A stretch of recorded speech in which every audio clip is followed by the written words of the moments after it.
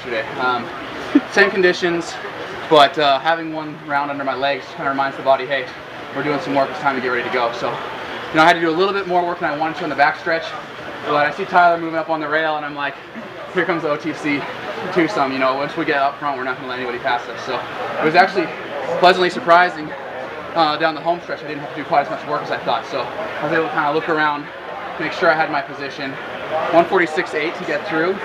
I mean, that's a lot easier than the semis I've had to run in the last couple of years. So get a good cool down tomorrow, get a nice day of rest, and I think Monday's going to be fun. I feel like I got a lot left. How did it help you having the cool down? Sorry. Did that help you having the Oh yeah. I mean, you build up some lactic acid doing that, especially with 2 rounds. So you got to run a little bit, flush that out, massage, ice, great meal.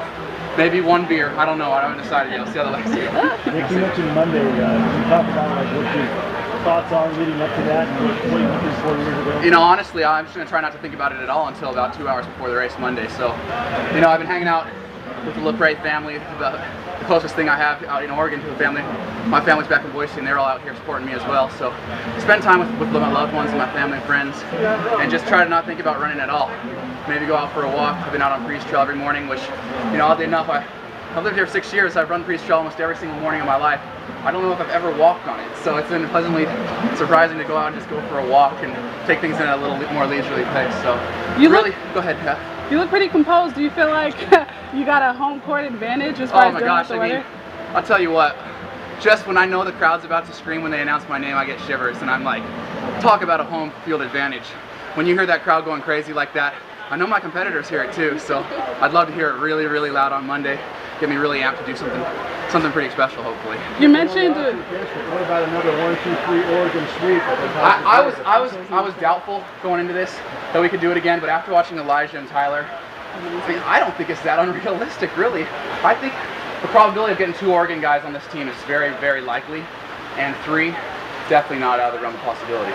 Yeah, you mentioned looking and seeing another OTC member. Yeah. Does that help you compete, knowing that you have that brotherhood? Oh yeah, I mean, I know exactly what Tyler's going to do because I train with him every single day. I have for 3 years. So when I saw the line on the rail, in lane 1, I'm like, Tyler, you're going to take that. I know you will.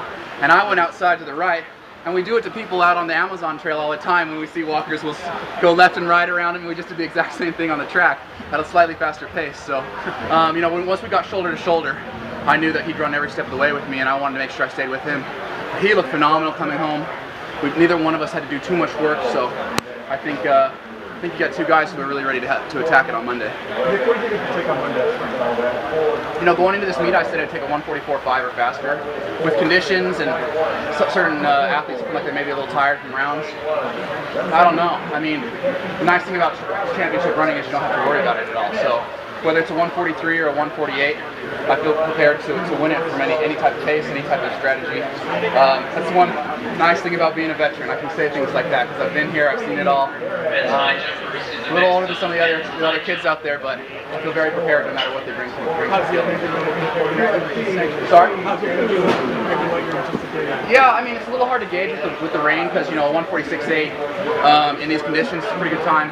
Normally it takes about a 145 to get through the finals, but rain could easily be worth a second. So, I came through in 51.5, I think, today, feeling pretty comfortable. So, the strength's there, the speed's there.